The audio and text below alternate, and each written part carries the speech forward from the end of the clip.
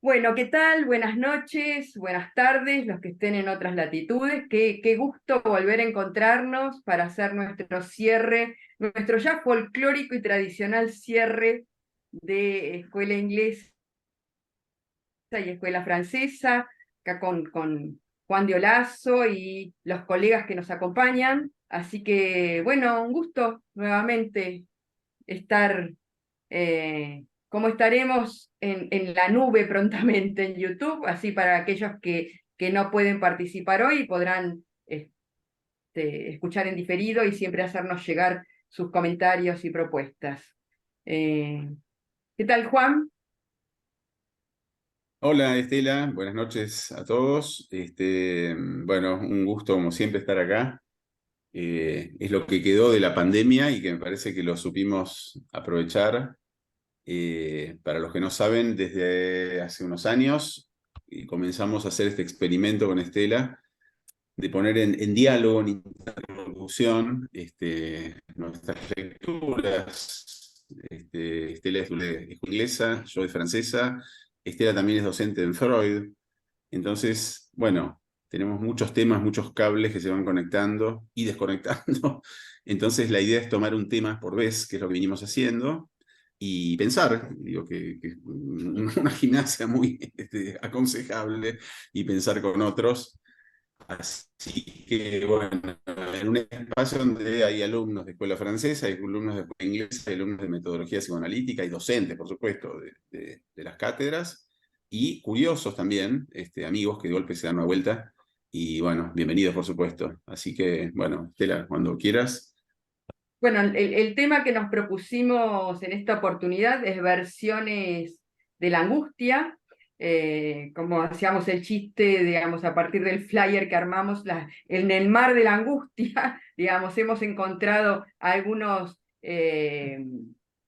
tips, los llamamos, ¿no, Juan? Algunos puntos interesantes para comentar y, y hacer alguna interlocución al respecto. Em, Ujú.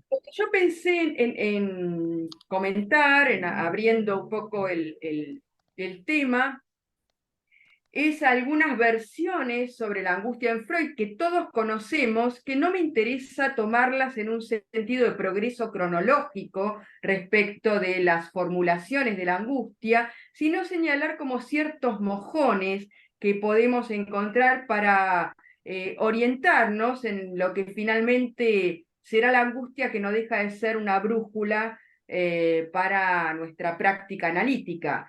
Entonces, si bien nosotros podemos ubicar las formulaciones que yo voy a comentar en Freud, eh, que tienen cierto contexto conceptual que están en relación a esas formulaciones, pero me parece que hay algo que quizás permanece a lo largo de sus distintas formulaciones.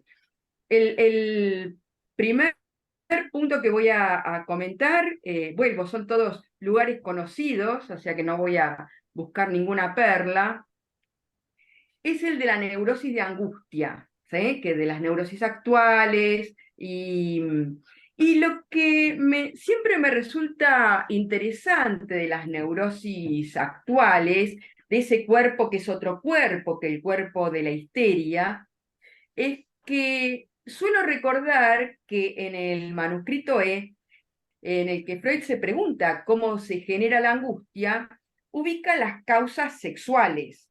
¿Sí? Habla de la tensión sexual somática, habla del sexo, no tanto de la sexualidad. Y es muy interesante porque hace una nómina en la que es difícil no estar en la lista, no podría decir, porque están los abstinentes voluntarios, los abstinentes forzosos, los virginales, los que enviudaron, los temores por embarazo, el coitus interruptus, los ancianos que no están a la altura de sus fuerzas, jóvenes que no aprovechan la excitación para el coito, en fin, la lista, la nómina es larga, es difícil no estar en la lista, con lo cual podríamos decir nadie queda afuera. Es decir, estamos todos bajo el manto del no apareamiento, ¿sí? Porque Freud de lo que habla ahí es de los desencuentros sexuales, ni siquiera habla de los desencuentros entre los sexos, ¿sí? De las diferencias sexuales, sino que habla justamente del desencuentro sexual. De modo que para Freud, ahí la angustia se encuentra en el lugar del coito faltante, podríamos decir, ¿no? Y el cuerpo delata, vía la angustia, ese imposible del apareamiento, ¿no? Entonces, me resulta muy interesante y para nada caduco ese modo que Freud tiene de plantear la angustia tan tempranamente, ¿no? El otro tiempo de la formulación de la angustia, estoy siendo, digamos, haciendo un raconto nada más que para ubicar esos tips, digamos, ¿no?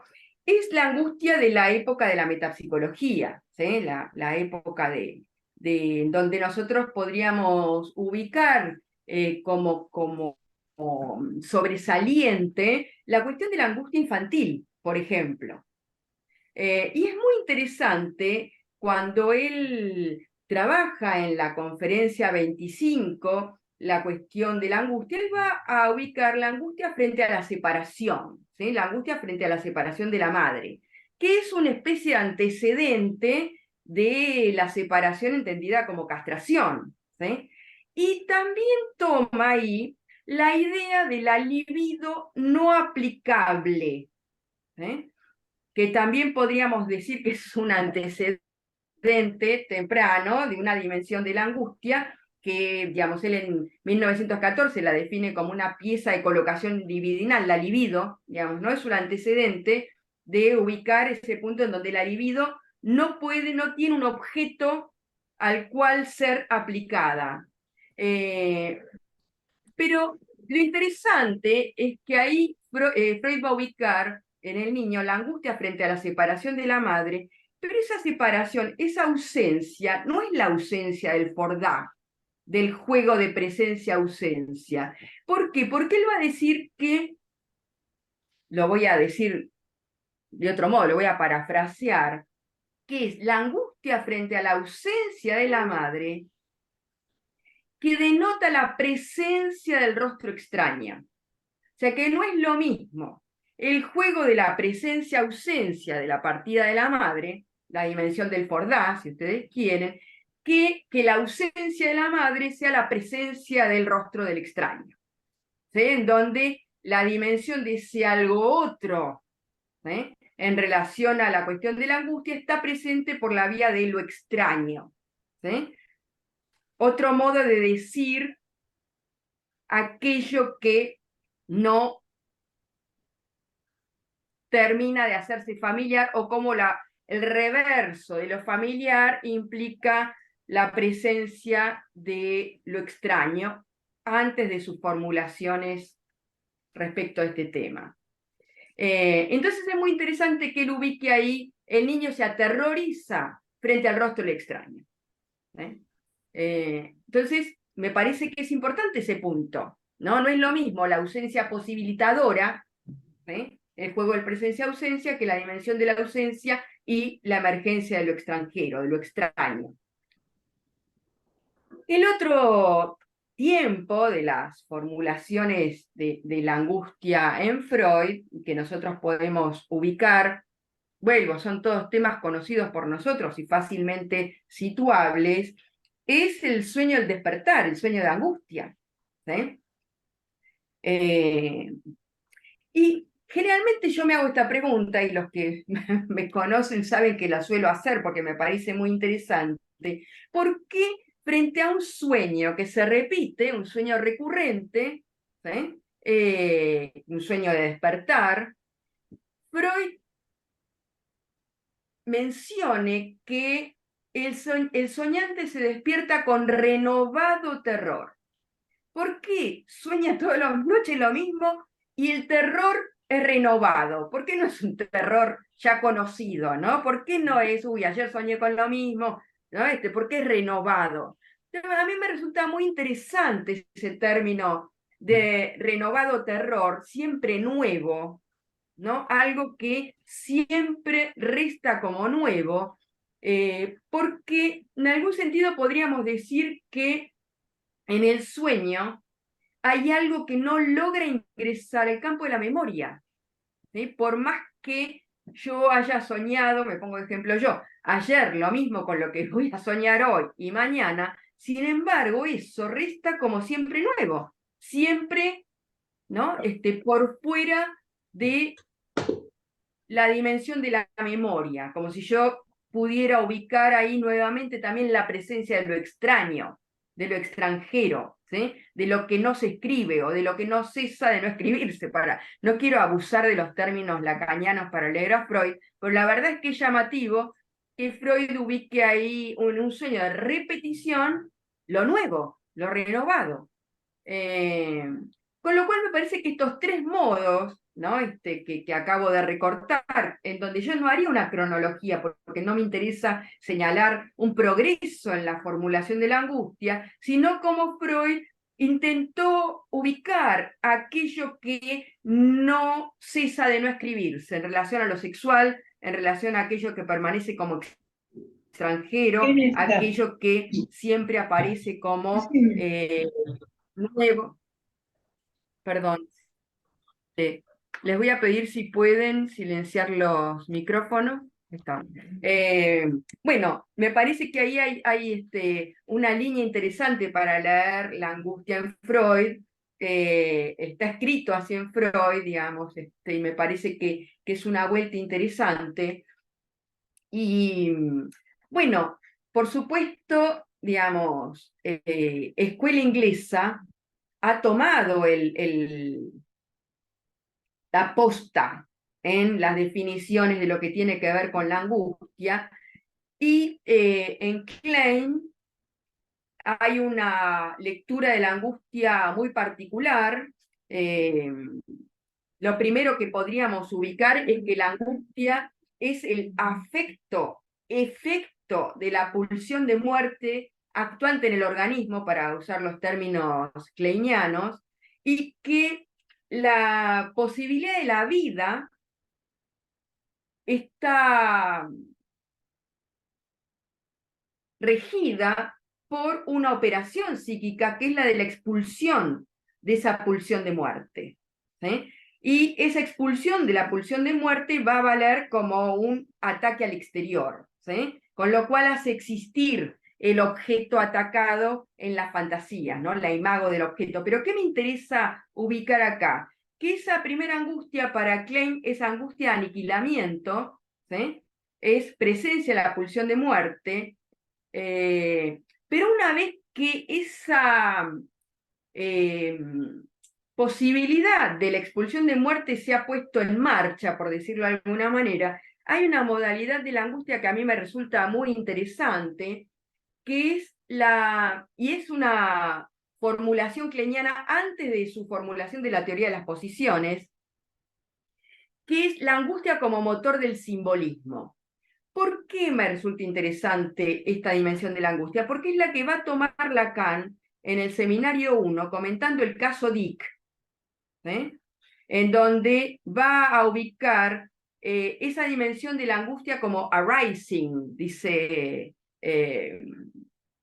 Lacan, como siempre surgente, siempre amenazante, ¿no? Y que va a ser la transposición de esa angustia al exterior, lo que va a permitir que el mundo simbólico, en esas primeras formulaciones lacanianas, pero que no son ajenas a lo que Klein propone como simbolismo, se constituya. ¿Sí? Lo que encuentra Melanie Klein, que Lacan retoma, es que Dick, piensen Dick, es un caso en donde todavía no estaba formulado el autismo, ¿sí? Es un caso que para Melanie Klein es una esquizofrenia infantil, y que justamente lo que aparece es que Dick no puede producir ningún llamado, es decir, que hay algo de la realidad exterior que no se termina de producir, y para Melanie Klein tiene que ver con que no, la dimensión de la angustia está inhibida, es decir, está imposibilitada esa dimensión de transposición al exterior, que al modo de la fobia, ¿sí? Empieza a colocar la angustia en los objetos, que es muy interesante porque Melanie Klein va a decir que, tomado de Jones y de Ferenczi, para otra oportunidad, es que el niño identifica los objetos externos con órganos y funciones de su propio cuerpo. Ejemplo. El inodoro me quiere tragar.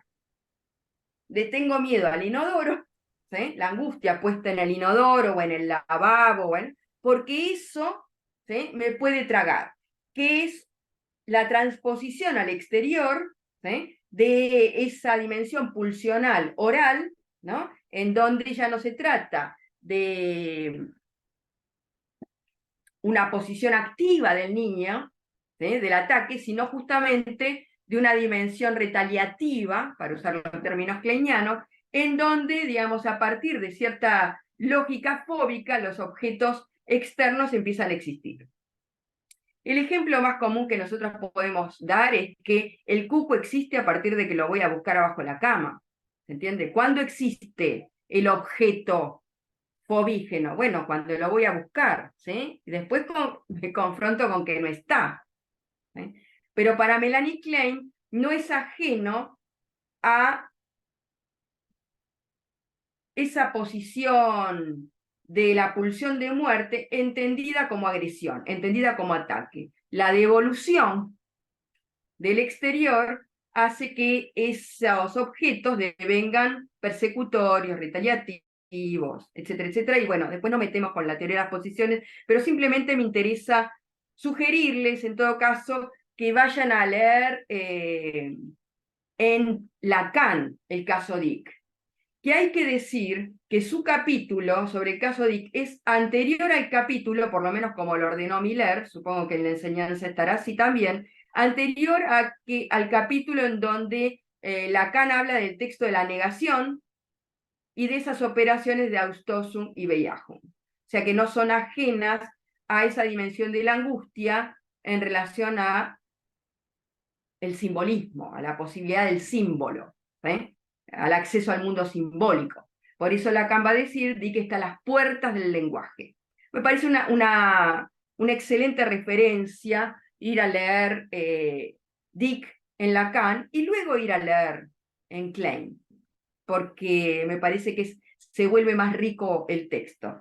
Y simplemente para no dejarlo afuera, me interesa mencionar a Bion, porque Bion va a ubicar la angustia como angustia sin nombre o terror sin nombre. Y me parece muy interesante cuando nosotros pensamos que la angustia no tiene representación o que remite a un objeto que está por fuera del campo de la representación, lo cual no quiere decir que no tenga un objeto en juego, pero es muy interesante que Bion hable del terror sin nombre, porque lo que va a proponer Bion es que hay una función del otro, que es la función de reverie, que es ensoñación, que es que frente a las... lo voy a tomar en términos de como lo toma Bion, porque para mí es genial, porque va a pensarlo por fuera de la significación.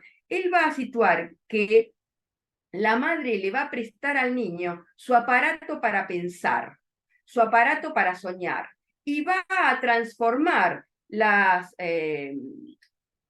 ciertas dimensiones sensoriales en bruto que el niño tiene, las va a transformar en, él lo va a plantear así, en elementos alfa, que son pasibles del proceso primario, ¿sí? Es decir, que frente al llanto del niño, ¿sí?, la madre responde con la función alfa, transforma el llanto del niño en elementos alfa, que son elementos pasibles de ser soñables, ¿sí?, y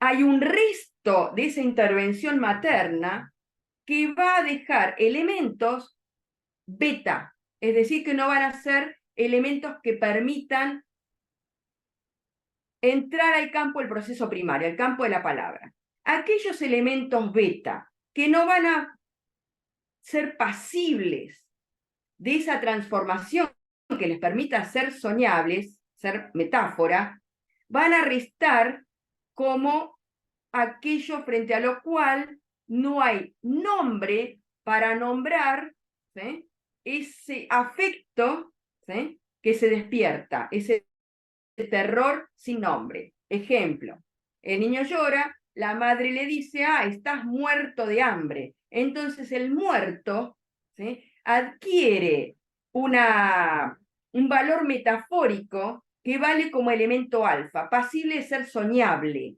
proceso primario, equivocable. Entonces el niño puede decir estoy muerto de hambre sin por eso pensar que está al borde de la muerte, es decir, introduce la equivocidad de la palabra. A mí me parece muy interesante esta cuestión que aporta Bion, porque le otorga al otro una función simbólica, sin decirlo así, pero efectivamente por fuera de un significado abrochado.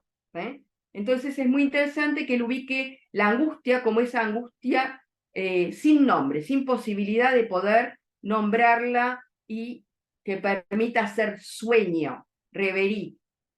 Y por último, y ya con esto termino, Winnicott va a hablar de angustia inconcebible. Fíjense, digamos, que me interesa acá ubicar una línea, ¿no?, en donde estamos en esa dimensión de la angustia como aquello que, el afecto que está en juego cuando algo no cesa de no escribirse, el terror sin nombre, en donde no hay ningún término que pueda nombrar la causa de ese afecto, por decirlo de alguna manera, y en Winnicott una angustia inconcebible, ¿sí?, en donde efectivamente la dimensión de ese afecto carece de algún concepto, de algún nombre, y aparecen ciertas angustias que Winnicott va a dejar del lado de la psicosis, como la caída interminable, la pérdida de orientación en tiempo y en espacio, ¿sí? Entonces me parece muy, muy interesante, y además para Winnicott la emergencia de esa angustia inconcebible es el punto en donde esa madre suficientemente buena, esa función materna, no llevó a buen puerto lo que tiene que ver con las funciones del sostén, del manejo, de ese cuerpo, de ese niño, ¿sí? En general suelo decir que el término holding que usa Winnicott, que es sostén, no es solamente un sostén porque los brazos son fuertes, ¿sí? Suelo poner el ejemplo que trae Freud de los sueños de volar, ¿sí?, o de cuando se juega con un niño a la calicita, a hacerlo volar. Freud va a hablar en esos juegos infantiles, ¿no?, como poner a un niño entre las piernas y hacerlo caer, ¿sí? Esos juegos, Freud va a señalar la excitación que producen los niños, ese juego del amacarse, del hacerlo volar, pero también uno podría decir que si no hubiera sostén simbólico, ese juego de hacer caer un niño puede llevar a la angustia. O sea, que el niño no se angustie y puede jugar a que se cae porque hay un sostén simbólico. Lo mismo que digo en relación al juego de las escondidas. Un niño puede jugar a las escondidas porque está seguro que lo van a buscar. Y que generalmente cuando el chico es muy chiquito y se propone el juego de las escondidas, vieron que no soporta mucho estar escondido. Enseguida sale y de su escondite y dice acá estoy, ¿no? O se esconde tapándose los ojos. O sea que no es. Hay un momento en donde un niño puede jugar a las escondidas y efectivamente, ¿no?, jugar a que no se lo encuentre fácilmente. Si no, no se puede jugar a las escondidas, no se puede soñar con volar, no se puede jugar ni siquiera a amacarse. Entonces, la dimensión del sostén en Winnicott no es ajena a esta dimensión del sostén simbólico para no enfrentarse a la angustia como una angustia inconcebible. Bueno, hasta acá lo que les quería contar. Y bueno, Juan, yo sé que está el partido, así que me apuré todo lo que pude No, para el partido poder es más charlar. tarde. No, y nos esperan en el Maracaná, no te preocupes, está todo Ok, coordinado. buenísimo, buenísimo. Bueno, de nuevo, buenas noches. Muy interesante lo que plantea Estela, porque abriste como un pentagrama, distintas referencias, distintos registros, además de la angustia, lo que es muy interesante, ¿no? Para no pensar que hay una angustia, ¿no? Me parece que esto se puede apreciar en los autores. Es un problema, ¿no? Si tenemos distintas versiones de la angustia o hay distintas angustias. Me da la impresión de que hay distintas, como los vinos, ¿no? Hay distintas cepas de la angustia también. Me acuerdo en la facultad, eh, cursando, ¿no? Que en una materia nos hacían esta pregunta: ¿la angustia es de separación o de no separación? Buenísima la pregunta. Como teníamos reflejos lacanianos muy así aceitados, decíamos, no, de no separación, porque la angustia es cuando falta la falta, cuando tenemos todo el evangelio ahí encima. Pero lo cierto es que están esas dos angustias, ¿no? Freud habla de las dos angustias, está en el caso Juanito. Lacan también, de alguna medida, nombra eso, por más que privilegie en cierto momento, me parece, cierta dimensión. Eh, Me parece que, como marco, digo, como yo me voy a centrar en Lacan, vale la pena dedicar 1 o 2 párrafos a la cuestión de los afectos, porque algo que en algún momento hemos trabajado acá con Estela, hemos discutido, eh, por una crítica que se le hacía a Lacan en su momento, y que creo estaba bien fundada, de que no se ocupaba tanto de los afectos, tanto como otros autores, como los ingleses y como, digamos, otras escuelas. Y había una discusión interesantísima en esos años sobre si los afectos engañaban o no engañaban, ¿no? O si los afectos eran auténticos, o si decían lo que decían, o si no estaban sometidos a los equívocos del lenguaje. Eh, y Lacan toma posición muy fuerte con respecto a eso, planteando más de una vez que no podemos pensar a los afectos como algo ni preverbal, ni prediscursivo, ni como un signo inequívoco de lo real, ¿sí? Sino que los afectos deben ser pensados en esa perspectiva de modo inseparable de la captura del viviente por el lenguaje. Dicho esto, después vamos por lo menos a mencionar la referencia de cómo Lacan, en ese contexto donde los afectos engañan, dice que hay uno que no, ¿no? Es decir, que la angustia asoma como el único afecto que no engaña. Uno de los aforismos de Lacan, lo conocen, hay muchos grandes hits alrededor de la angustia. Uno dice que el afecto, lo habrán escuchado, es lo que no engaña. Ahí vi que intervino alguien, lo leo. Julián, tal vez para pensar a la angustia, no solo hay que pensarla como un concepto aislado, sino también como un blend de angustia. Claro, puede ser, sí. Bueno, Estela habló de esto, hay más de una cuestión para pensar cruzando referencias de distintos autores, lo cual es muy interesante. Después volvemos a esto. Me parece que cuando Lacan dicta su seminario 10 de la angustia, es un modo de respuesta también un poco a todas esas críticas y a poner a los afectos en primer plano. Algo que igual ya había hecho, y además tomando afectos que no necesariamente son los freudianos, los clásicos, ¿no? Lacan habla de la cólera, del mal humor, del aburrimiento.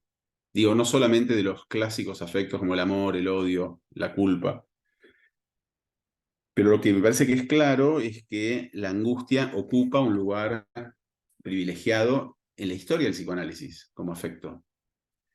Quizás podríamos hacer una salvedad, esto alguna vez Estela lo charlamos acá, con Abraham, ¿no? Que postulaba una protodepresión, es decir, que fue el autor que en vez de postular una angustia originaria, como hicieron todos desde Freud en adelante, Abraham pensaba, que fue el maestro de Melanie Klein además, ¿por qué no pensar una protodepresión, no una protoangustia, sino como una especie de duelo en el origen, por decirlo así, que me parece que es interesantísimo para pensar. Pero bueno, digo, quizás haciendo esa salvedad, me parece que los autores en general han sido proclives a privilegiar a la angustia, ¿no? Como si la angustia fuera un elemento, una herramienta, una brújula, dice Lacan en algún lugar, que nos funciona a nosotros como una orientación. Y a su vez, me parece que Lacan hace un esfuerzo muy a lo Lacan, o sea, disparando para todos lados, por pensar a los afectos en general ligados a cuestiones más, digamos, más éticas que fisiológicas. En eso el seminario de la ética, el seminario 7, es ejemplar, ¿no? Con Antígona, la culpa, la compasión, el amor, el odio, en fin, hay toda una serie de referencias a los afectos, que después Lacan sigue con referencias religiosas, Santo Tomás, la tristeza, digo, me parece que el tema se abre para muchísimos lugares, mucho más allá de las referencias freudianas que toma, menos químicas, si se quiere, que las referencias freudianas, y en ese sentido me parece que desde ahí es que Lacan empieza a pensar algunas variantes, algunas versiones, como dijimos en nuestro flyer, de la angustia. Es decir, que creo que en Lacan también hay versiones de la angustia. Una me parece central, fundamental, inaugural, es que Lacan piensa que la angustia es la respuesta originaria ante el encuentro con el deseo del otro, pero así de sencillo, así de simple, así de basal, que en el encuentro, dice Lacan, del deseo, esto no fue en el escenario 10, en el escenario 5 ya, en el encuentro del deseo, dice Lacan, con el deseo del otro, tenemos que situar, dice la angustia más originaria, y ahí toma conceptos, términos de Freud, el desamparo, lo traumático. Lacan dice, ese es el verdadero trauma. Después dice otra cosa, pero no importa. El verdadero trauma, dice Lacan, es ese estado. ¿Por qué? Dice, porque el niño está sin recursos ante el deseo del otro. Notable porque nosotros decimos normalmente, esto en francesa lo hemos marcado y en metodología también, que el otro, el gran otro, el otro con mayúsculas y demás, es quien viene a rescatar al niño, ¿no? De su desamparo, de lo que Freud llamaba su desamparo biológico. La paradoja es que, así como el otro rescata al niño de su desamparo, lo mete en otro desamparo, que es un desamparo, digámoslo, simbólico, donde el niño queda ahora a merced de ese otro, queda en manos del otro. Y Lacan dice que esto instala, dice, situación traumática, situación dramática, los términos son bastante fuertes, y desde ahí aparece ya la referencia que hemos tomado, la menciono sucintamente, la del diablo enamorado, la del que voy, ¿se acuerdan? ¿Sí? ¿Qué quieres? Que en realidad, lo notable de todo esto es que el deseo del otro, dice Lacan, presenta al niño, agreguemos al niño y al grande, ¿no? Y al geronte, en general mandamos en cara al niño porque es más fácil, pero en todo caso dice Lacan que, claro, que originariamente ese deseo del otro se le presenta como opaco, como enigmático, como cerrado. Y eso es lo que lo hace inquietante, porque no se sabe qué quiere el otro, ¿no? Pero de no saber qué es la fuente de la angustia, dice Lacan. Una vez que después el niño, el grande, el geronte, sabe o cree saber qué quiere el otro, ya eso funciona como un ansiolítico. ¿Sí? Es todo lo que hemos trabajado alrededor del fantasma y todas las respuestas que vienen a, de algún modo, interpretar ese deseo. Aún los fantasmas más supuestamente terribles y masoquistas y demás, ya constituyen una mediación, ¿sí? Un soporte, una especie de filtro, si se quiere, que protege de esa angustia, digámoslo así, más desregulada. ¿Sí? Es decir, que el fantasma en ese sentido le da como un marco a la angustia.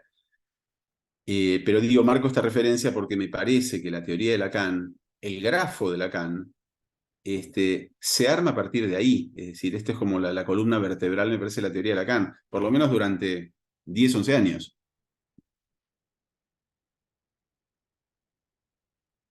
Me parece que cuando después leemos que la angustia es el afecto ante el deseo del otro, no es más que una formalización aforística de lo que él estuvo planteando desde siempre. Y frente a la cual, y eso también es interesante, se desarrollan recursos, soluciones. intentos de respuesta.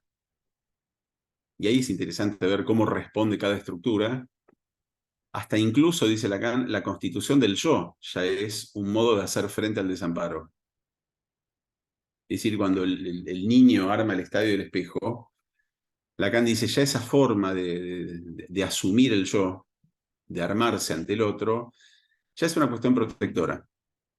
Ya de algún modo arma algún escenario. Por eso dice Lacan, creo que está en el seminario 6 esto, el niño se defiende de la angustia con el yo, o se defiende del desamparo con el yo. Es decir, que el yo ya es una defensa no solo frente a la prematuración del nacimiento, como Lacan decía al comienzo, sino ante la angustia que suscita, insisto, el deseo del otro. Bueno, esto me parece un punto de partida, a partir de lo cual podemos también leer o releer muchas cuestiones. Otro punto que Estela mencionaste al pasar más de una vez, y me parece interesante tomarlo, es otra de esas frases célebres de Lacan. Hay muchas, con respecto a la angustia, creo que pocos temas tienen tantas proposiciones aforísticas como la angustia. Pero hay una que hemos comentado en algún momento en la cursada, cuando Lacan dice que la angustia no es sin objeto. Otro clásico del seminario 10, ¿no? ¿A quién le habla Lacan ahí? A Freud un poco, ¿no? Cuando Freud distinguía, ¿se acuerdan? Miedo, angustia, terror, y que Freud decía que el miedo se dirigía a un objeto, o que finalmente el miedo ya era una solución a la angustia, o era una solución económica a la angustia, porque permite circunscribir la angustia. Entonces Freud decía que el miedo tiene objeto, pero que la angustia no tiene objeto, es sin objeto, o no me acuerdo la formulación exacta. En todo caso, Freud decía que la angustia era indeterminada, prescinde del objeto. Cuando Lacan dice que la angustia no es sin objeto, claro, está hablando de otro objeto, ¿sí? No es de la misma índole el objeto de la definición de la angustia que el objeto que Freud decía de la definición del miedo, un poco trampita en la formulación, ¿sí? Porque ese objeto que Lacan está ubicando como el objeto de la angustia es un objeto que tiene que ver mucho con algo que nombraste, Estela, en tu referencia freudiana, a un punto de extrañeza, de inquietante extrañeza, como dicen los franceses, así tradujeron a lo siniestro, ¿saben? En Francia. De inquietante extrañeza, la inquietante familiaridad, justamente, que son algunas de las referencias que Lacan va a tomar de este objeto. Es decir, lo que Lacan un poco plantea de modo bien provocativo, como es Lacan, en el seminario de la angustia, es ¿por qué no dejamos de pensar a la angustia como una reacción ante la falta, como una reacción ante la pérdida, que era el clásico? No, dice Lacan, por supuesto. En vez de pensar que la angustia es una reacción ante la falta, una reacción ante la pérdida, más bien tenemos que pensar que la angustia es una reacción afectiva ante algo que no se pierde, ante algo que no falta. Entonces dice algo así, lo parafraseo, no acuerdo exactamente, lo guitarreo un poco, pero dice, ¿acaso ignoran ustedes, dice algo así, que no es la nostalgia del pecho lo que genera angustia, sino más bien su inminencia? ¿Sí? Es decir, no es que el objeto falta y me angustia, sino que ese objeto está demasiado presente y me angustia. Para imaginarizarlo mal, como todas las imaginarizaciones, porque las imaginarizaciones son ejemplos animados, ¿no? Como Netflix de lo real no tiene ejemplificaciones, pero bueno, usamos a lo imaginario, no hay otra. ¿Se acuerdan de esa película de Woody Allen? No sé cuál era, una de las primeras, que aparece una teta gigante que arrasa y se lleva puesto todo. Debe ser una como Robusto lo pescaron, una de esas. Bueno, es como una El angustia gran pectoral que seductor. pasa la teta así y arrasa toda una ciudad y se lleva puesto todo. Es una teta 3D, ¿sí? No aplica bien a lo que Lacan ubica como el objeto A, ¿sí? Que es ese objeto cuya presencia, dice Lacan, interesantísimo el término, porque efectivamente es algo que no se representa, así como el objeto del miedo sí se representa, porque es un significante, o el caballo, o no sé, el avión, qué sé yo, la soledad, la oscuridad. Este objeto, dice Lacan, es algo que no se puede representar y cuya presencia o cuya presentificación, dice Lacan con un neologismo, suscita angustia. Nos vuelve a situar de un modo a veces inesperado, inquietante, ominoso, si ustedes quieren, porque la referencia a Lacan ahí es básicamente lo siniestro freudiano. El sujeto vuelve a quedar, aunque sea por un instante, dice Lacan, en un estado de desamparo, de sin recursos, y de no poder hacer frente a eso que irrumpe ahí donde no debería irrumpir, ahí donde no podía aparecer, de golpe aparece, dice Lacan.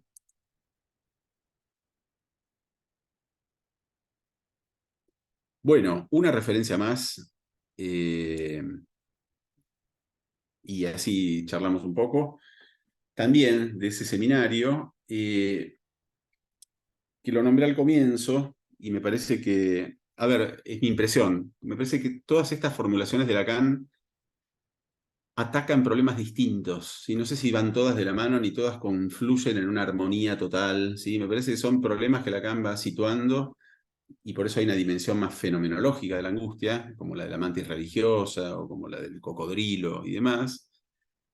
Y hay otras dimensiones que me parece no van por la misma línea, están como en otra clave. Cuando Lacan plantea que la angustia es lo que no engaña, que lo nombré al comienzo, me parece que conecta, por supuesto, con esto que acabo de decir en relación con el objeto, pero plantea algo que quiero plantear de la siguiente manera. Él dice, vivimos en un mundo del lenguaje, en un mundo del símbolo, donde es posible mentir, porque todo dicho es metafórico y porque toda palabra es sustitutiva y porque vivimos en un mundo de metáforas y metonimias y demás, donde no solo es posible engañar, sino que es imposible no hacerlo, ¿no? Porque una cosa remite a otra, otra remite a otra. En ese contexto, dice Lacan, de este mundo que introduce el lenguaje, y que es un mundo de engaño, en ese contexto hay algo, dice Lacan, de nuevo la excepción de la angustia, hay algo que no engaña, y eso es la angustia. Entonces, lo que hace Lacan ahí, que me parece muy interesante, es hacer una especie de articulación entre la angustia, la certeza y la acción. Así como deja, de algún modo, vieron que él dice ahí, al pasar en el seminario 10, dice, cuando vean dudar a un neurótico, sobre todo un obsesivo, no confundan eso con la angustia. No es angustia, no le crean, dice. ¿Sí? El neurótico está torturado, se agarra la cabeza, duda, ¿no? La llamo, no la llamo, ¿no? Todas las dudas que puede atormentar a un obsesivo, dice Lacan, no confundan eso, dice Lacan, con la angustia, porque la duda, en realidad, dice Lacan, está destinada a evitar la angustia.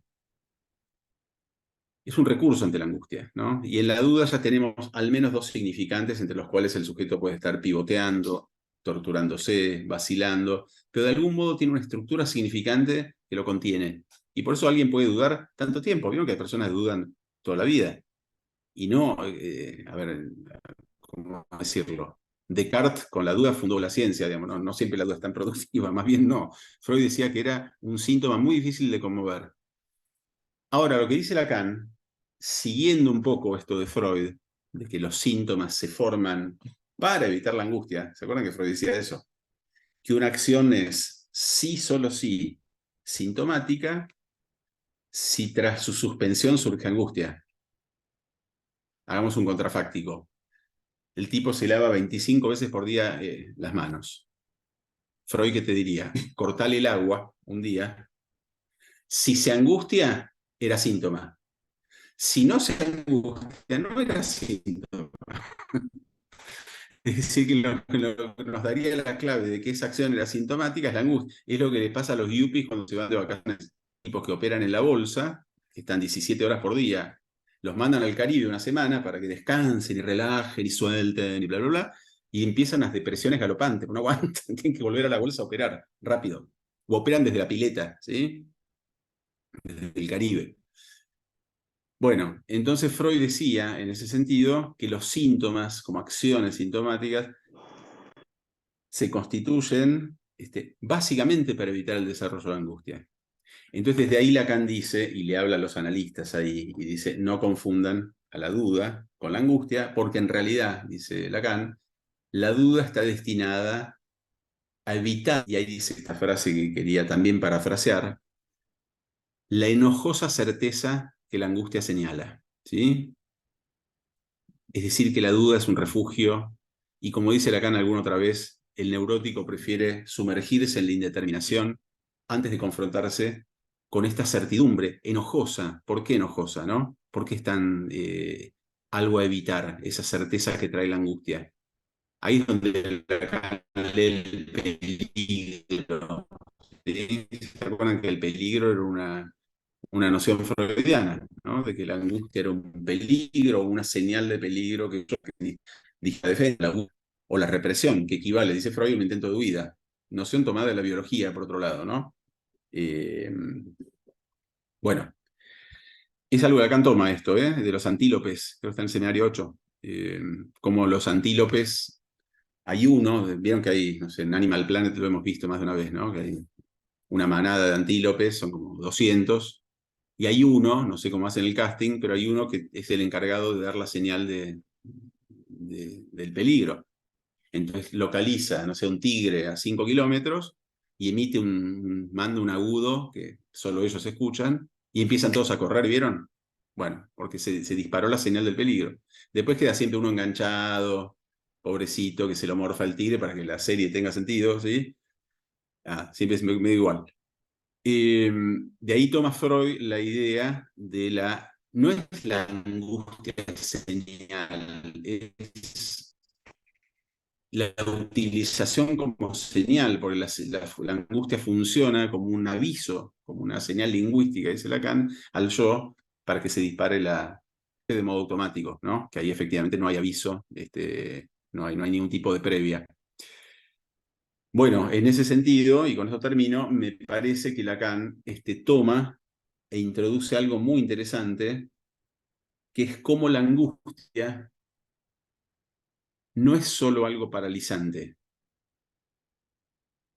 como a veces dice Freud, que la angustia puede paralizarnos y puede paralizar la huida misma, ¿no? Nos quedamos como petrificados. Me parece que Lacan empieza a introducir cómo la angustia funciona como un combustible para la acción, ¿no? Y de ahí vienen otros aforismos que no voy a desarrollar, que quizás conozcan, donde Lacan dice, ¿no? Que el acto arranca la angustia, su certeza. Quizás escucharon una de esas. Bueno, es una articulación que Lacan ensaya entre angustia, certeza y acto o acción, en ese caso, y donde la angustia puede ser efectivamente aquello con lo cual se lleva a cabo la acción. Cuando digo acción, no quiere decir que sea ni feliz ni aconsejable, puede ser un pasaje al acto, digo, pero quiero decir que la dimensión de la acción es inseparable en ese sentido de la localización de la angustia. Bueno,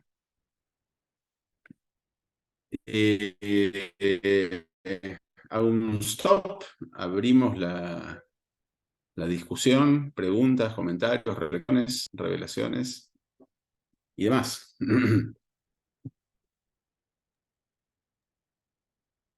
Bueno, hola Valeria, ¿cómo estás? Hola, un Tanto placer tiempo, estar acá con ustedes. igualmente, Muchas tenerte, gracias por la invitación. por favor.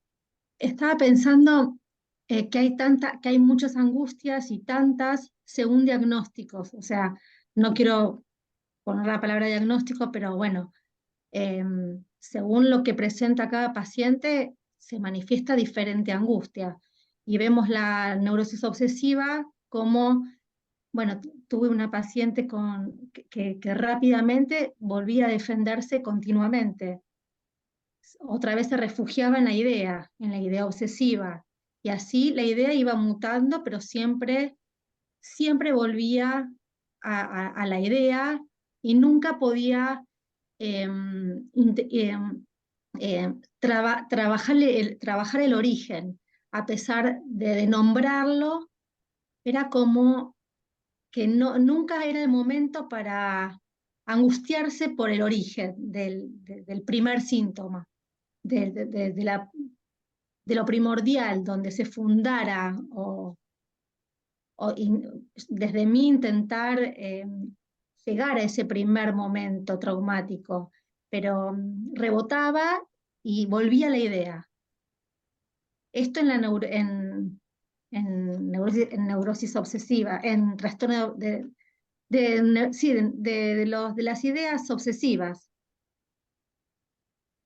Distintas son las fobias o las ansiedades o las depresiones. Me aparecen por ahí las angustias de las depresiones o como más complejas, donde pueden haber pasajes al acto y donde es otra técnica, otra muñeca para escuchar y operar.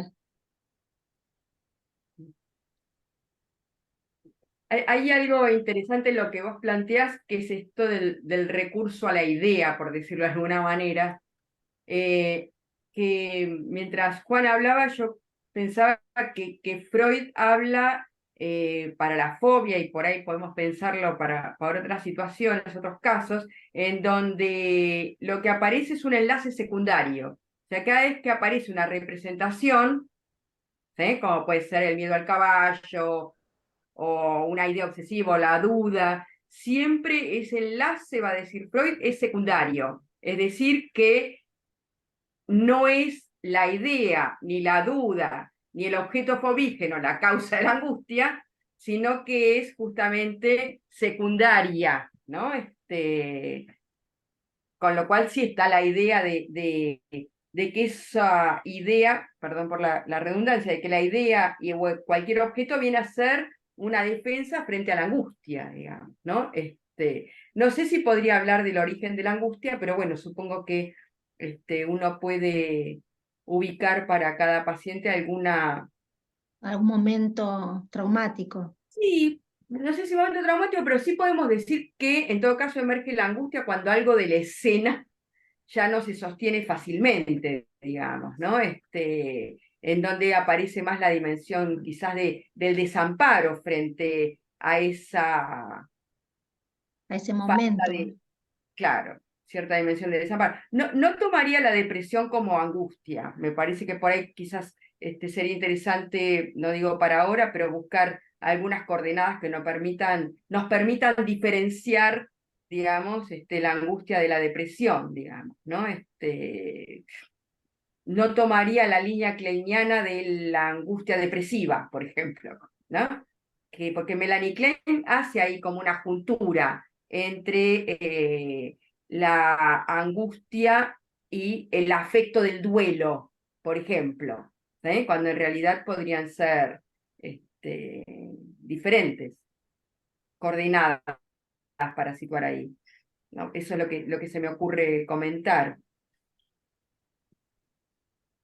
Gracias.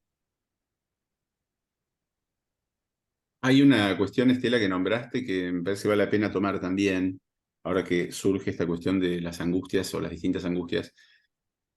Cuando nombrabas las neurosis de angustia, me acuerdo que Freud decía que en muchos casos se trataba de una angustia estrictamente somática, sin procesamiento psíquico, es decir, que no era, no era la misma cepa que la angustia que había pasado ya por el aparato, de alguna manera, ¿no? Y que de hecho no se encontraba a veces en algunas agorafobias las de representación sustitutiva, es decir, que no es que, no sé, una representación remitía a otra, o había una sustitución metafórica, sino que sustituía a la angustia misma, de modo que por eso la técnica era otra también, ¿no? Asocio libremente algo respecto a lo que vos planteaste al comienzo. Claro, porque Y ahí que uno creo que, como dijiste, son temas que me... Dale, dale. no, digo que ahí uno podría pensar, a partir de lo que dice Freud, en donde no hay anudamiento psíquico, si la interpretación tiene cabida, porque no está en juego la posibilidad de la asociación, digamos, ¿no? Entonces, podríamos hacernos la pregunta si frente a lo que podría ser una neurosis de angustia, ¿sí?, no habría que pensar en otro modo de la intervención, porque esas neurosis de angustia no es que no tengan hoy una manifestación actual, ¿no? Algunos psicoanalistas ubican el ataque de pánico como una de las formas modernas de las neurosis de angustia. Bueno, ahí uno podría preguntarse si la intervención es la interpretación o hay que pensar en otros modos, como decía Valeria, otros modos de intervención, ¿no? Bueno, Ahí Freud de hecho Bion, intervenía de otro modo, ¿no? En esos casos hacía bastante más psicoterapéuticamente, por decirlo así, de modo generoso. Freud, Pero aún así, incluso, estoy pensando en voz alta, también hay ataques de pánico, por tomar ese ejemplo, que difícilmente remiten a otra cosa y otros que sí. Es decir, que quizás tampoco alcanza con eso mismo para determinar, ¿no?, si eso entra en asociación o en conexión metonímica con otras cuestiones. Y bueno, vos bueno, ibas a como decir vos algo, decís, Valeria. habría yo que pensar, decía sí, dale, dale, que dale. ahí podemos pedirle ayuda a Bion. En los casos por ahí se me ocurre, es una idea como caja de Don Paul Mail. herramientas. Ahí lo llamamos a Bion para Claro, transformar, claro, para que poder transponer en... transformar las beta en alfa. Exacto. Bueno, Aprendí. interesante, podría ser como, bueno, ofrecer ahí una escena donde habitar.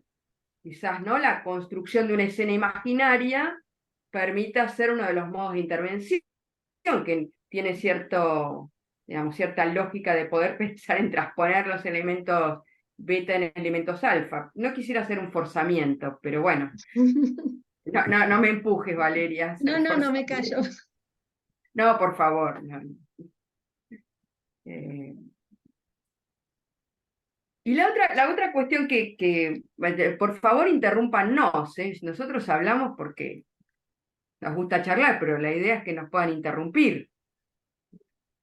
Es que Lacan, me parece, corregime, Juan, ubican que o sea, no sé en qué seminario, si en el 10, que el fantasma y el moi, el idea, son homólogos. En Que el vienen a grafo, sí. responder, ¿no? Que vienen a responder ahí, digamos, de una manera homóloga. Eh, Bueno, pero por eso yo marcaba que el yo es para Lacan un modo privilegiado de responder a la angustia, ¿no? Es decir, que son las dos respuestas desde el objeto, con el yo o con el fantasma. Y me parece que la primera versión del fantasma en Lacan es un fantasma bien imaginario, bien especular, digamos. Después arma la fórmula, pero me parece que hay efectivamente una homología, y en el grafo de esa homología se ven los cortocircuitos imaginarios, ¿no? Sí, sí, sí, sí. Y por eso es interesante también que la angustia, como decía Freud, tenga su sede en el yo, ¿no? Es decir, la señal. También, de nuevo, el objeto. Me parece que hay como toda una línea ahí interesantísima para tomar. ¿Alguien comentó algo recién? a ver, Martín, perdón. No llego a ver qué el olvidado chat. está Bion en la Argentina, merece varios seminarios. Bueno, sí, de acuerdo. Diana era una estudiosa de Bion. Sí, Diana tiene un artículo que yo les recomiendo leer eh, en el texto sobre el objeto. Bueno, Ujú, creo que vos lo puedes recomendar mejor que yo, digamos, que es sobre Bion y la psicosis. sí. Es un texto, No, en digamos. los senderos de Sade o en los No, ese es senderos Klein. de... Klein en los No, senderos de Sade. Klein en los ¿es de senderos de Klein? Sade. Y Bion Ah, de la psicosis. Sí, puede sí. ser. Bueno, está ahí Excelente. en el libro del objeto, Hermoso, sí, efectivamente. hermoso, hermoso texto. Bueno, Bion habla de la no cosa, o sea, que es uno de los primeros que habla de la inscripción de la ausencia del objeto, no del objeto inscripto como como malo, ¿no? Que es la versión kleiniana, sino que Bion da una vuelta más, que es que la tolerancia a la frustración frente a la ausencia del objeto permite que ese objeto se inscriba como no cosa. Y eso lo Mm, rescata Diana. Es decir, que no alcanza con la ausencia del objeto, sino que esa ausencia requiere su inscripción. Y eso me parece muy interesante, muy interesante. Bueno, ¿Alguien sí, más quiere comentar algo? sí, Valeria. Algo de lo que decías, Juan, em, pensaba en la angustia frente a la no falta. Me parece, se me Mm. ocurrió asociarlo con, ahora no me acuerdo qué autor, pero con la teoría de la seducción o algo semejante. Es como que está, el niño está desamparado frente a la decisión de lo que el otro quiere de él.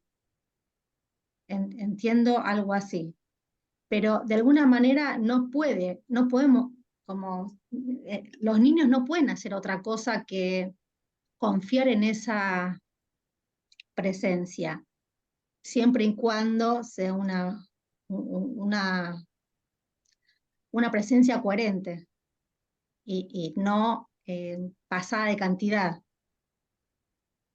que no sea una cantidad excesiva que sea traumática. Ahí vamos a Freud, pero volviendo a Eh, Lacan, es mm. como inevitable eh, no dejarlo en manos del otro, no dejarnos en manos del otro, no.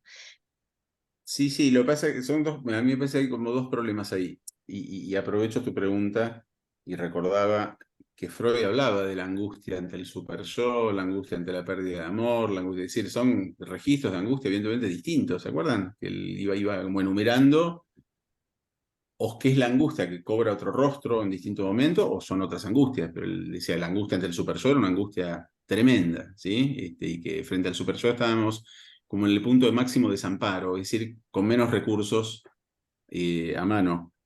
Eh, y ahí me olvidé que iba a decir, Signorelli, no sé, ya volverá. Eh, Algo, ya- Yo ya- también iba a decir. eh, fue- estaba Ahí, conectando sí. metonímicamente una cosa con otra y me fui. Pero bueno, ya volveré. Mm. Ah, yo pregunté sobre la teoría de la seducción, como Sí, eso. que Ahí va, no ahí va, ahí queda va, otra gracias. ahí. Sí, ahí hay un punto interesantísimo, me parece, para pensar, para discutir. Lo hemos tomado en la cursada. Me parece que a veces se desliza que quedar como objeto ante el otro es sinónimo de angustia, ¿sí? Y me parece que es un prejuicio, porque no necesariamente que de estar en posición de objeto es sinónimo de angustia. Si así fuera, el analista estaría angustiado todo el día, por ejemplo, porque nosotros se supone que trabajamos en la posición de objeto. Entonces, cada vez que entramos al consultorio hasta que salimos, estaríamos en un mar de angustia, como decíamos a propósito del flyer.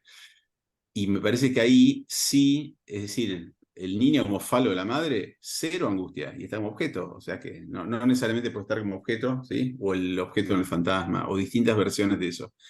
Pero vuelvo al punto, que me parece que Lacan subraya tanto, que es el no sé qué objeto soy. Y ahí es donde aparece la angustia. No es que soy objeto, sino que no sé qué objeto soy. Es como el apólogo de la amante religiosa o cualquier otro de estas figuras con indudable aptitud devoradora. eh, y me parece que ahí, bueno, lo que sí en todo caso uno puede pensar es con qué recursos dispone o digamos, ha tenido eventualmente cada sujeto para hacer frente a esos momentos, ¿no? Digo, porque como dice Freud, lo que puede ser muy inquietante para alguien puede ser absolutamente trivial para otro, ¿no? Vieron que Freud dice muchas veces eso. Es decir, que lo que pone ahí en el juego es, no lo dice así, lo estoy lacanizando, pero cuál es la posición del sujeto en cada momento, ¿no? Y cómo puede hacer frente, hacer pie a eso. Eh, Me parece que Pegan a un niño es un texto interesantísimo para pensar muchas de estas cuestiones. El texto y el tema, evidentemente, ¿no? La posición masoquista, bueno, en fin, hay muchas cuestiones ahí Es para... muy interesante que Freud ubique que la angustia infantil es una angustia neurótica. Él dice, no hay angustia infantil. La angustia infantil es una angustia neurótica. Por eso uno podría decir que la angustia siempre es infantil en ese sentido. Por eso me parecía interesante que vos hables del niño del geronte, digamos, ¿no? En ese punto la angustia no tiene edad, digamos, más allá de que haya, digamos, momentos, digamos, diacrónicos en donde algo de la angustia tenga tenga una resolución, ¿no? Como pueden ser, bueno, momentos en donde cierta dimensión fantasmática se constituye, digamos, ¿no? Pero que la emergencia de la angustia, digamos, no tiene edad en ese sentido, y podríamos decir que es lo que permanece como infantil. A mí me parece muy interesante que Freud no ubique la angustia de los niños no como una angustia realista, va a decir, sino como una angustia neurótica. Me parece un hallazgo, digamos, ¿no? Porque permite ubicar que el desamparo no es de la indefensión motriz ni biológica del niño, al decir que la angustia no es realista, ¿no? Eh, sino que es neurótica. Parece muy interesante eso. Bueno, ¿alguien tiene ganas de hacer alguna pregunta, comentar? A ver, hay una carta de Winnicott a Melanie que es excelente, le aconseja sobre algo que no puedo recordar. Sí, hay una carta, no sé a cuál carta te referís, hay una en donde le dice que no se va a tener a la doxa y ¿no? Winnicott no Sí, está sí. dispuesto Que a se pone tener ríspida la doxa. cosa, ¿no? Se pone áspera. Sí, sí, sí, sí. Sí, sí. Y Winnicott fue analista de un hijo de Klein, a Ujú. pesar de todo. Y Winnicott así, digamos, de tan independiente, digamos, respecto de la Sociedad Británica Analítica, fue 2 veces presidente de la asociación, ¿sí? Cuando en realidad tenía un lenguaje propio, digamos, ¿no? Y sin embargo fue el representante de la Sociedad Británica del Psicoanálisis 2 veces. Este, bueno, ¿algún comentario, algo que quieran agregar, preguntar? Yo hago una pregunta que, Hola, eh, Sofía. hola Estela. Pensaba un poco, o cómo, la pregunta era cómo pensar, si se les ocurre, en función de lo que fueron mencionando, las relaciones entre la angustia y la percepción. Pensaba cuando, por ejemplo, Estela, hablabas de los sueños traumáticos, de este renovado terror como algo que, ese renovado terror que resulta como inasimilable para la memoria, ¿no? Algo que no hace memoria. Y pensaba en esta idea de que percepción y memoria se excluyen, ¿no? Como un resto de algo que no se inscribe como huella amnémica, pero al mismo tiempo persiste.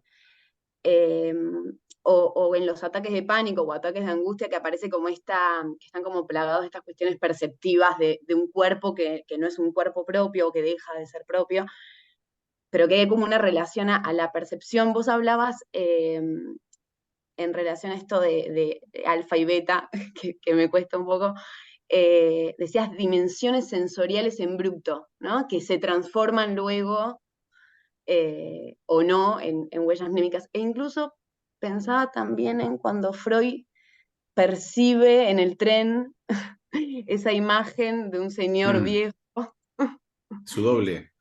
y queda ahí angustiado o experimenta este efecto siniestro con la percepción de esa imagen.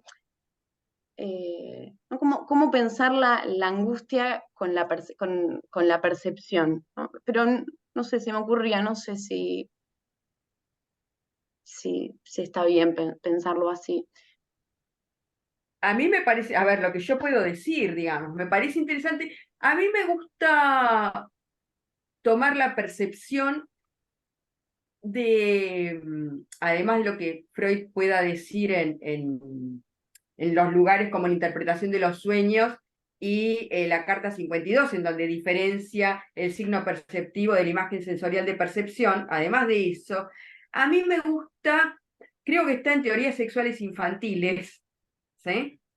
Cuando él va a decir que el niño percibe en la niña, ¿no? Digamos, no percibe el pene faltante, y si percibe el pene faltante, para el caso da lo mismo, en el punto en donde él dice el prejuicio comanda la percepción. Y el prejuicio ahí es cierto el orden simbólico que comanda la percepción. En ese sentido, yo diría que no hay percepciones puras, sino que la percepción está ordenada desde cierto marco simbólico. Ahora, el punto es cuando aparece en el campo de la percepción aquello que escapa a ese orden simbólico y entonces efectivamente no entra al campo de la memoria y permanece como segregado y entonces vale como ajeno y hostil, ¿no? Que era lo que Juan tomaba de lo siniestro. Con lo cual a mí me parece que efectivamente la percepción no existe como pura porque no hay percepción sin orden simbólico que la sostenga. ¿Sí? Y lo que aparece en los bordes está del lado del signo perceptivo, de la traza, de lo ajeno, del hostil, como atributo de hostil. Entonces, a mí me parece muy interesante esa frase de Freud, de que el prejuicio comanda la percepción. Está Al buena punto la... que creo que Ay, está en la base perdón, del dale, racismo. dale. Perdón, no, que creo que está en la base del racismo. Ujú. Es decir, el orden simbólico comanda la percepción. Si yo veo algo que me resulta que atenta contra mí, y cruzo la calle, cruzo la vereda, Mm. por ejemplo. Sí, perdón. Eso es lo que puedo contestarte, Sofía. No, no.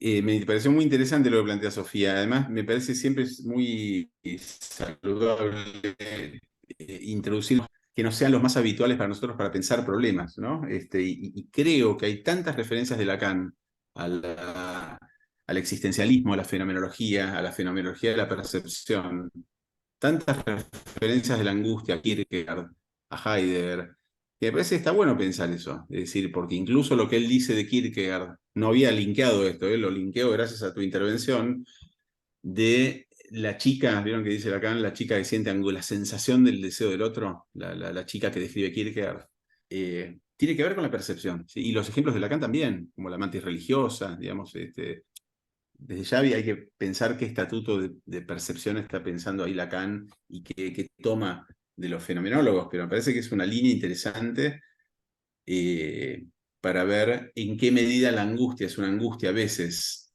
yo decía fenomenológica, sin pensar en todo esto, y en qué medida la angustia a veces es una angustia más lógica, por decirlo así, más teórica, ¿sí? Como la angustia que Lacan plantea al final del seminario de la angustia, que es una angustia que nadie experimentó. Es como cuando en Freud aparece la culpa con culpa sentida y la culpa como una lectura del teórico, ¿no? Que Freud dice, el tipo no se siente culpable, se siente enfermo, pero Freud lo lee como culpable, ¿se acuerdan? Entonces no es que se siente o que experimenta nada. Parece que son problemas interesantes para pensar y sobre todo la angustia, ¿no? O los afectos.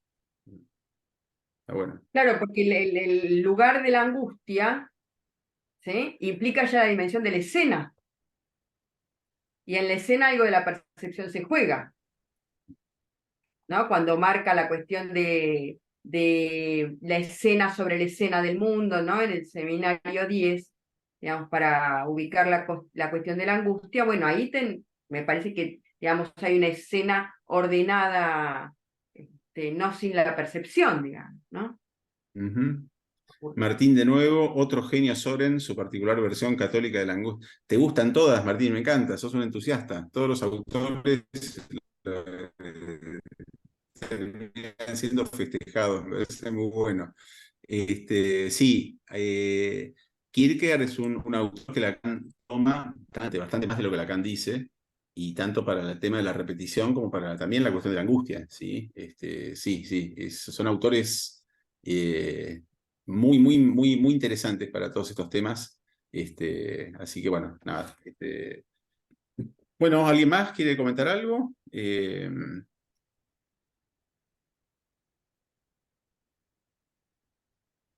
Y por supuesto están invitados a cada cierre de cuatrimestre que nos encontramos acá en este mismo barrio con Estela y con muchos de ustedes a pensar y discutir problemas así psicoanalíticos y pueden hasta sugerir también algún tema.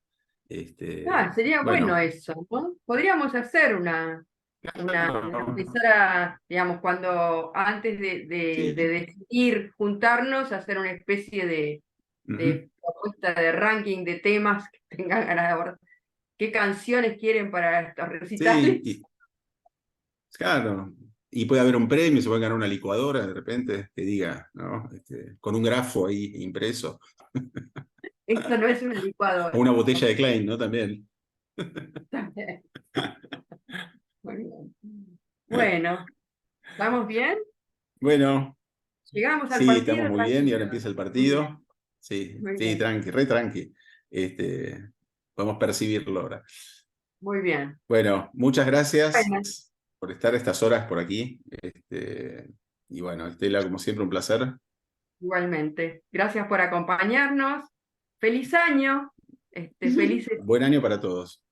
Buen año Muchas para gracias. todos. Que estén muy bien y nos vemos Igual. próximamente. Recuerden que va a estar subido en YouTube, así que podemos continuar en la nube. Muy bien. Que estén todos muy bien. Chau, Igualmente chau. un Chau, placer. chau. Salute. Gracias.